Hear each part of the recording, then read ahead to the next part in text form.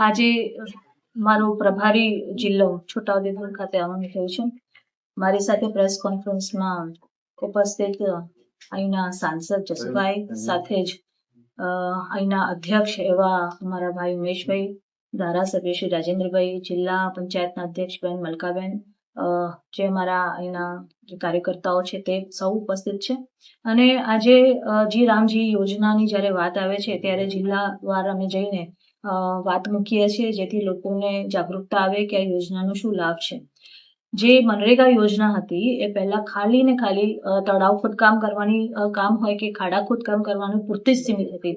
પણ આ જે જી રામજી યોજના છે એના દ્વારા જે કંઈક કામ ગામનું ક્ષેત્રમાં જરૂર હશે એ કામ લોકો કરાવી શકશે. એ હેન્ડીક્રાફ્ટને લગતું હોય કે એ કોઈક એવો યોજનાનો લાભ લઈ શકે છે જે પહેલા ખાલી તળાવ પૂરતું સીમિત રહેતું હતું, પણ હવે વિભિન્ન યોજનાઓ દ્વારા આ લોકો પોતાના કામો મૂકી શકશે. બીજું કે પહેલા 100 દિવસ માટે આ મજૂરીનો લાભ મળતો હતો, હવે 125 દિવસ સુધી તમે કામ કરી શકશો. એ પણ લાભ મળવા જઈ રહ્યો છે. એટલે મને લાગે છે આના જે પેમેન્ટ થશે એ ડીબીટી થ્રુ થશે. એટલે 60% જો કેન્દ્ર સરકાર આપે છે અને 40% જો સ્ટેટ આપે છે, તો એને સ્ટેટની પણ જવાબદારી રહેશે કે ખરેખર આ કામો નીચે થઈ રહ્યા છે.